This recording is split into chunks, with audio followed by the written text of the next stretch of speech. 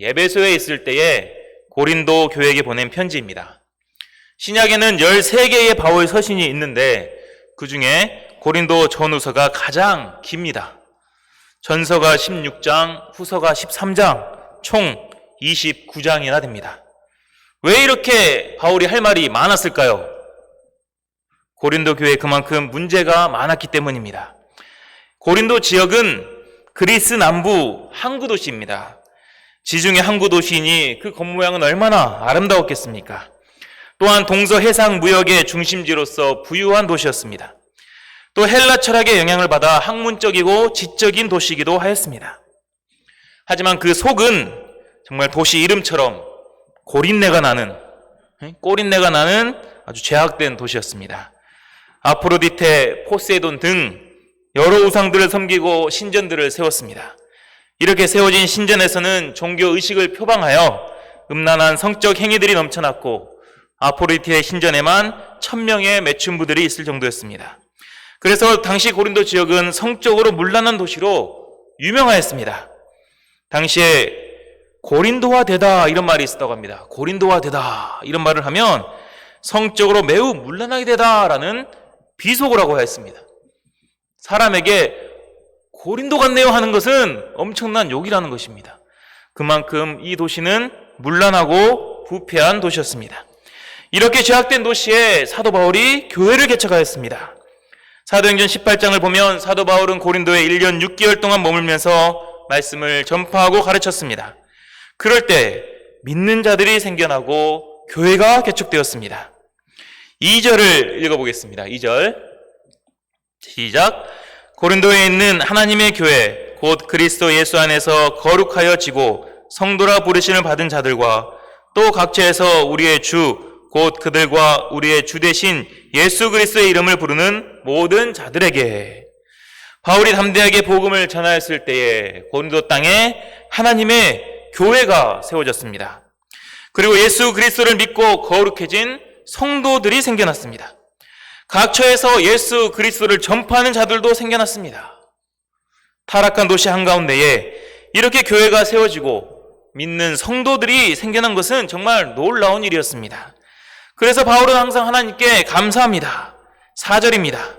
그리스도 예수 안에서 너에게 주신 하나님의 은혜로 말미암아 내가 너희를 위하여 항상 하나님께 감사하노니.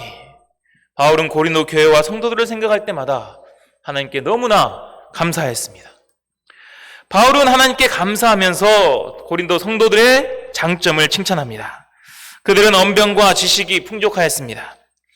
헬라 철학의 영향으로 고린도 지역 사람들은 말을 잘하였고 아는 것도 많았습니다. 그래서 논쟁하는 것을 즐겼습니다.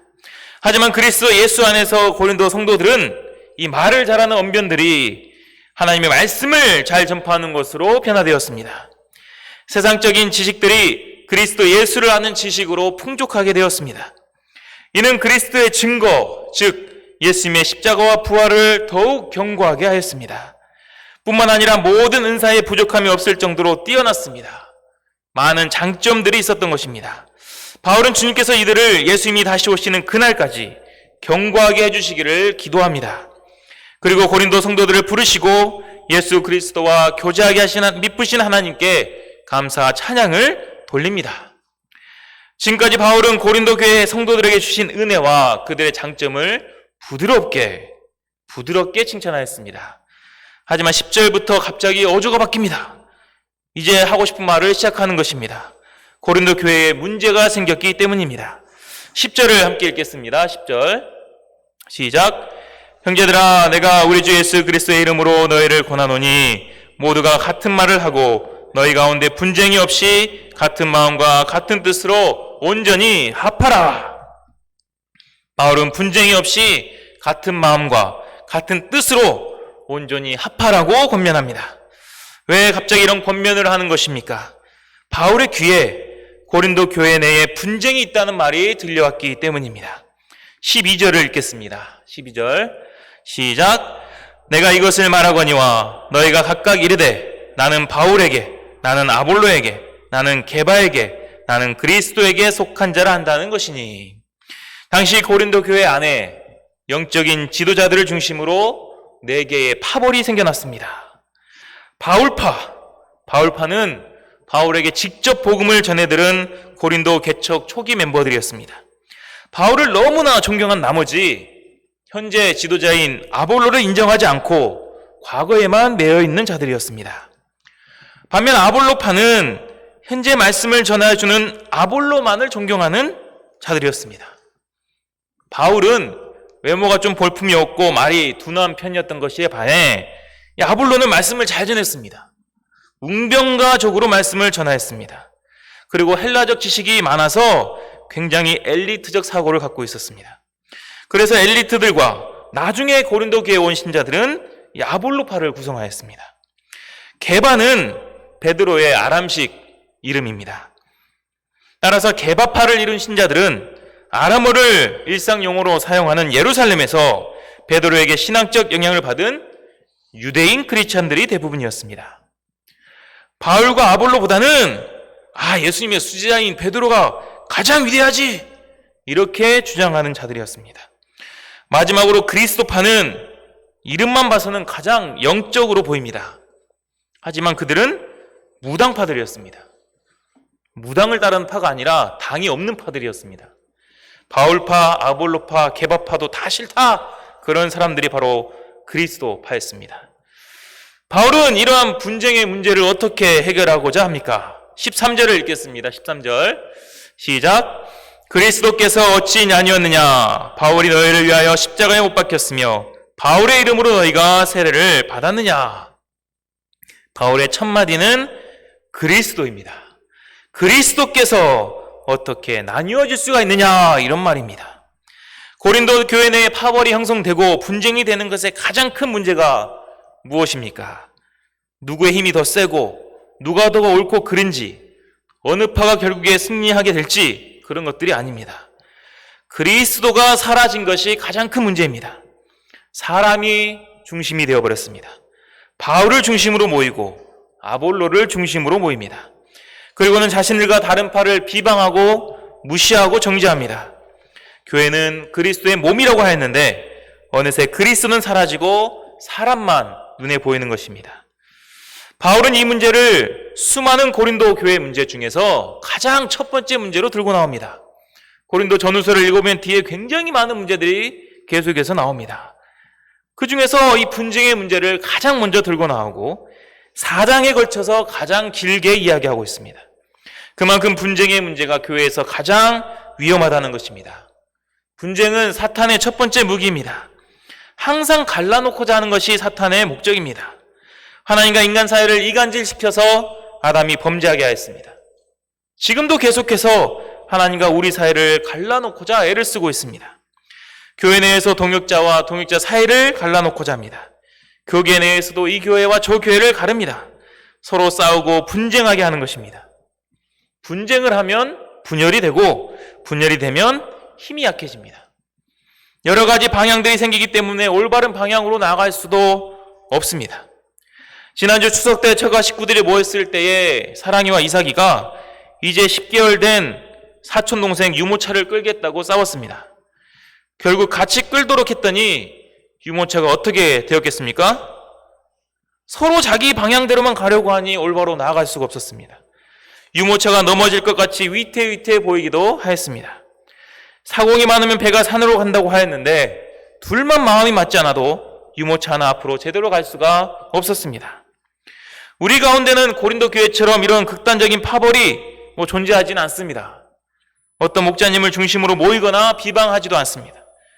파트장별로 나누어서 요나단파, 충신파, 요한파, 다니엘파, 온유파 이렇게 부르지도 않습니다. 하지만 우리 안에서도 이 분쟁이 될 수 있는 요소들이 있습니다. 분쟁은 큰 사건으로 시작하는 것이 아니라 아주 사소한 것에서 시작하는 경우가 많기 때문입니다. 우리는 특히 파트와 요회가 나누어져 있고 수많은 사람들이 모인 곳이기 때문에 작은 것으로 인해서도 마음이 상하기 쉽습니다. 또한 요회와 파트를 우선시하다 보면 서로 상처받기도 쉽습니다. 말 한마디에 감정이 상하기도 합니다. 주일에 음식 하나 나누어 주는 것에 있어서도 예전에 파트별로 배분하는 것에 사모님들이 무척 신경을 많이 쓰는 것을 보았습니다. 혹여나 말이 나오고 누군가 상처를 받을까 걱정되기 때문입니다. 하지만 교회는 어떤 곳입니까? 교회는 사람이 중심이 아니라 그리스도가 중심인 모임입니다. 교회의 우리말 사전에는 이렇게 적혀 있습니다. 예수 그리스도를 주님으로 고백하고 따르는 신자의 공동체 또는 그 장소라고 국어 사전에 되어 있습니다. 예수 그리스도를 주님으로 고백한 자들의 모임이 교회입니다. 그러므로 항상 예수 그리스도가 중심이 되어야 합니다. 예수 그리스도가 중심이 되면 분쟁이 생기지 않습니다. 10절 말씀처럼 모두가 같은 말을 하고 분쟁이 없이 같은 마음과 같은 뜻으로 온전히 합해야 합니다. 같은 말을 한다고 하여서 앵무새처럼 모두가 말을 똑같이 하는 것이 아닙니다. 믿음의 말, 복음의 말을 하는 것입니다. 같은 마음은 그리스도 예수의 마음을 품는 것입니다. 같은 뜻은 주님의 뜻에 순종하여 함께 사명의 길에 걷는 것입니다. 이렇게 온전하게 합해지면 원스피릿이 됩니다. 저희 파트 이름이 아니라 힘을 합쳐서 주님의 뜻을 이루는 거룩한 교회가 된다는 것입니다. 우리가 분쟁하고 분열되기보다는 정말 하나의 스피릿으로 주님의 뜻을 성취하는 아름다운 교회 공동체가 되기를 기도합니다.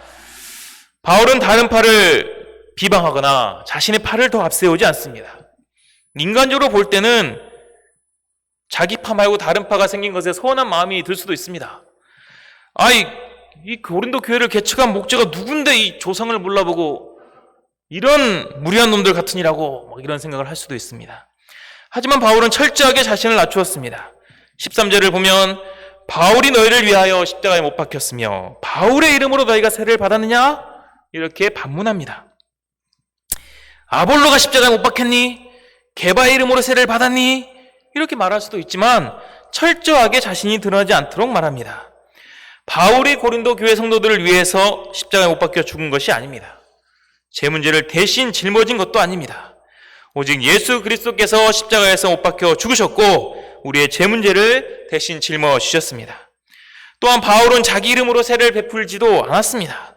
오직 예수 그리스도의 이름으로 세례를 베풀었습니다. 바울은 자신보다 오직 예수 그리스도가 드러나기를 원하였습니다. 그래서 14절을 보면 그리스도와 가이오 외에 아무에게도 세례를 베풀지 아니한 것을 감사한다고 말합니다. 세례를 베푸는 것은 좋은 것이지만 이로 인해 바울에게 세례를 받았다는 말이 나올 수 있기 때문입니다. 바울에게 세례를 받았다는 것이 하나의 훈장처럼 되어 오히려 또 분열의 계기가 될 수 있기 때문입니다. 바울은 자신이 고린도 교회에 온 분명한 목적을 다시 상기시키고 있습니다. 17절을 읽겠습니다. 17절 시작. 그리스도께서 나를 보내심은 세례를 베풀게 하려 하심이 아니요 오직 복음을 전하게 하려 하심이로되 말의 지혜로 하지 아니함은 그리스도의 십자가가 헛되지 않게 하려 함이라. 하나님께서 바울을 부르신 이유는 세례를 많이 줘서 자신의 이름을 드러내거나 바울의 양을 많이 키우도록 하신 것이 아닙니다. 오직 복음을 전하게 하려 하심입니다. 바울의 역할은 오직 예수 그리스도의 복음을 전달하는 것입니다. 말 그대로 십자가의 전달자인 것입니다. 전달자의 사명이 무엇입니까? 전달자의 사명은 전달만 잘하면 됩니다. 말 그대로 전달을 잘하는 것이 전달자의 사명이지 자신을 드러내면 안 되는 것입니다. 택배기사가 택배를 들고 오면 그냥 주인에게 주고 가면 됩니다. 전달만 잘하면 택배기사로 잘하는 것입니다. 그런데 갑자기 찾아와서는 이거 내가 얼마나 힘들게 들고 온 건지 알아요? 당신 나 없으면 이거 못 받아요. 그러니 항상 나한테 고마워해야 해요. 이렇게 말을 한다면 무슨 생각이 들겠습니까? 이 택배기사가 미쳤나? 이런 생각을 하지 않겠습니까? 우리는 택배를 받으면서 택배기사한테는 전혀 관심이 없습니다. 오직 택배에 있는 내용물에만 관심이 있을 뿐입니다. 받으면 얼른 뜯고 열고 싶은 마음뿐입니다. 그러면 바울이 이렇게 전달한 내용물의 핵심이 무엇입니까? 바로 예수 그리스도의 십자가입니다. 우리를 위해 대신 피 흘려 죽으신 주님의 십자가, 우리를 살리시고 구원해준 그 십자가, 모든 무거운 죄짐을 풀어주고 참 자유와 기쁨을 준 그 십자가, 이것이 바울이 전한 복음의 핵심입니다. 바울은 이 십자가를 전달하면서 말의 지혜로 하지 않는다고 했습니다. 말의 지혜는 세상의 지혜를 말합니다. 당시 헬라 철학으로 가득한 고린도 지방에서는 이런 말의 지혜로 복음을 전하면 더 효율적일 것 같습니다. 하지만 바울은 왜 말의 지혜로 전하지 않는다고 하는 것입니까? 그리스도의 십자가가 헛되지 않게 하려 함이라. 말의 지혜가 그리스도의 십자가를 헛되게 하기 때문입니다.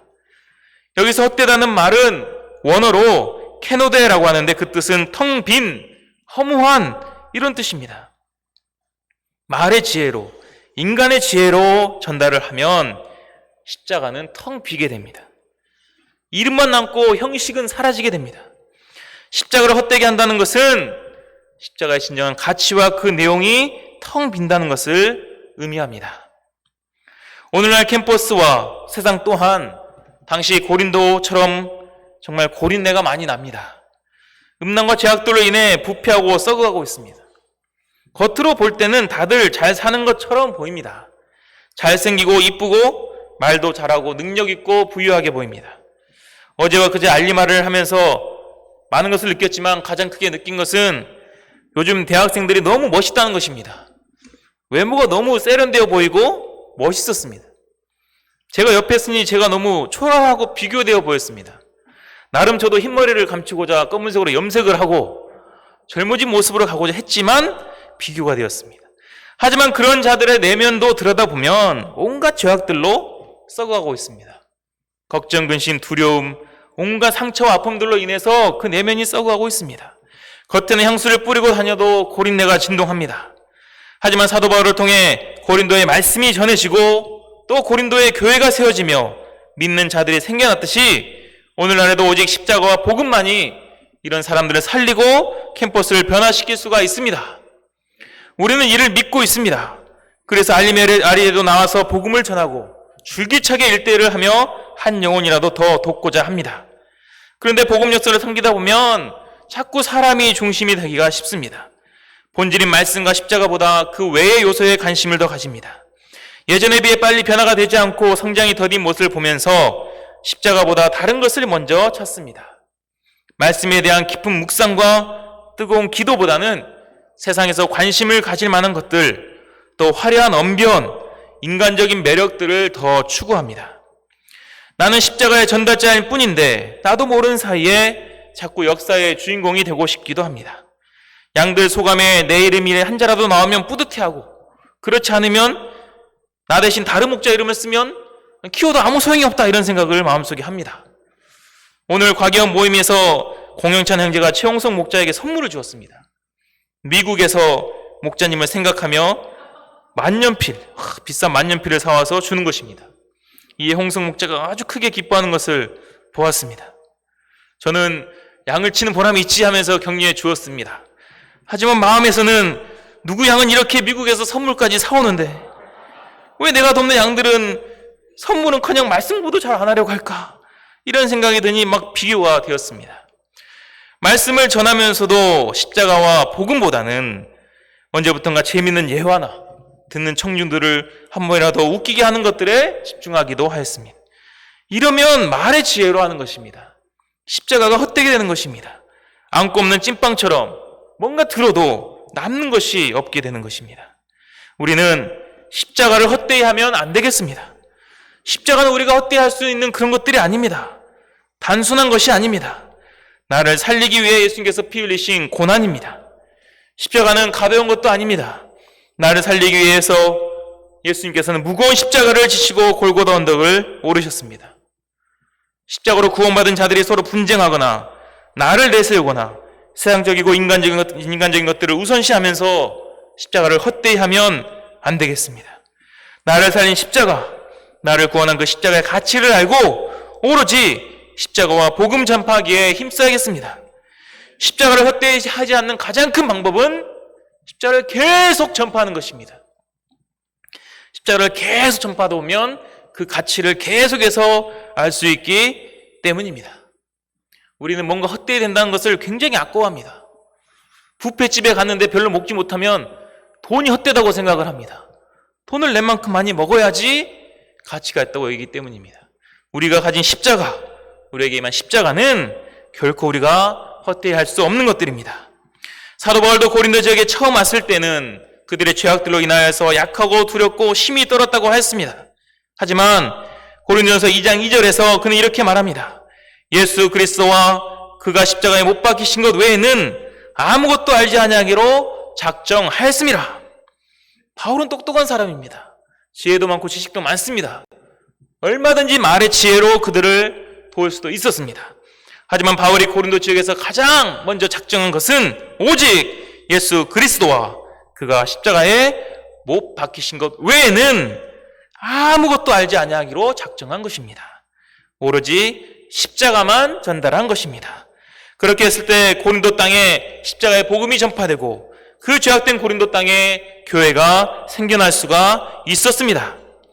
우리도 우리에게 있는 십자가를 담대하게 전하면 어떤 고린내 나는 영혼들이라도 능히 변화되고 살아나게 될 것을 믿습니다. 결론적으로 그리스도께서 우리를 보내신 것은 오직 복음을 전하게 하려 하심입니다. 우리가 나를 보내신 주님의 뜻을 알고 복음 전파에 힘써야겠습니다. 또한 말의 지혜로 전하지 않고 오직 우리에게 있는 십자가만을 전달해야겠습니다. 시대가 변하고 환경이 변하여도 나를 살린 십자가의 능력은 변함이 없음을 믿습니다. 우리가 십자가의 전달자가 되어 우리가 전하는 십자가와 복음이 캠퍼스와 세상을 변화시킬 수 있기를 간절하게 기도합니다. 기도하겠습니다. 하나님 아버지, 고린도전서 말씀을 시작하게 하시고 이 말씀을 통하여서 우리에게 주신 이 십자가가 얼마나 귀한 것인지를 다시 한번 깨닫게 하심에 감사합니다. 우리에게는 십자가는 결코 우리가 헛되이 수 없는 것들입니다. 우리의 사사로운 감정으로 인하여서 십자가로 고마운 영혼들이 서로 분쟁하지 아니하고 십자가보다 사람을 중하게 여기지 아니하고 또 십자가보다 나를 내세우지 아니하고 또 십자가보다 세상적인 방법이나 말의 지혜를 내세우지 않도록 도와주십시오. 오직 우리에게는 십자가만을 전달하고 오직 십자가만이 영혼들을 살렸음을 굳게 믿고 한 명이라도 더 전파하기에 힘쓸 수 있기를 간절하게 기도합니다. 감사하며 예수님의 이름으로 기도합니다. 아멘.